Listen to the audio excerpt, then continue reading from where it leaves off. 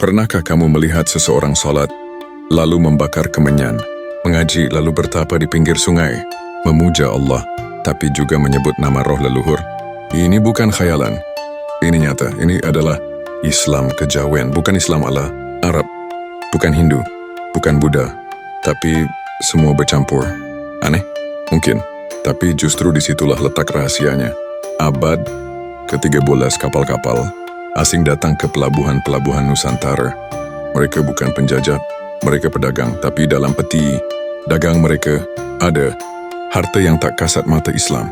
Tapi tanah Jawa tak mudah ditaklukkan. Ini tanah leluhur, tanah mistik, tanah para dewa.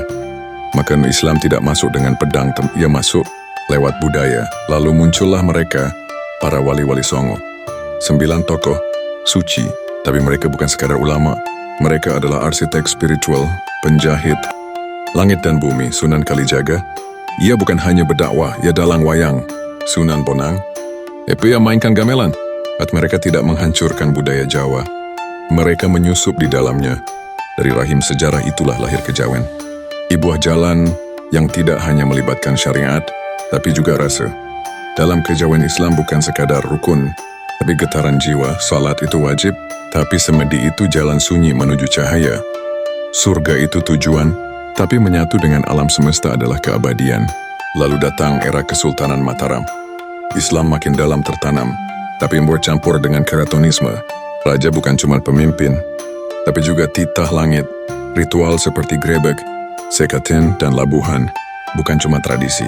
Itu upacara spiritual. Tapi zaman tak diam. Abad 20 muncul gelombang baru.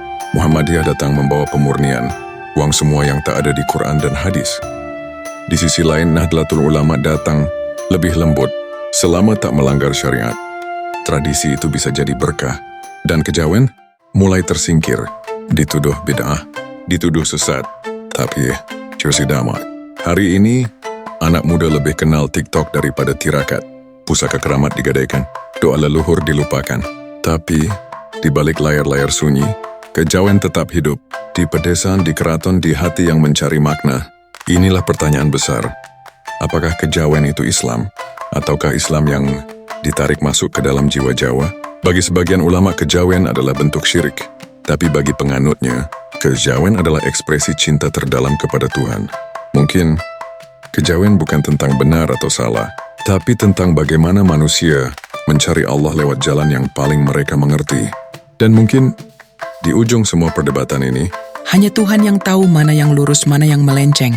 Tapi satu hal pasti, Islam kejawen adalah bukti bahwa iman bisa hidup dalam banyak rupa, dalam gamelan, dalam dupa, dalam semedi, bahkan dalam air mata.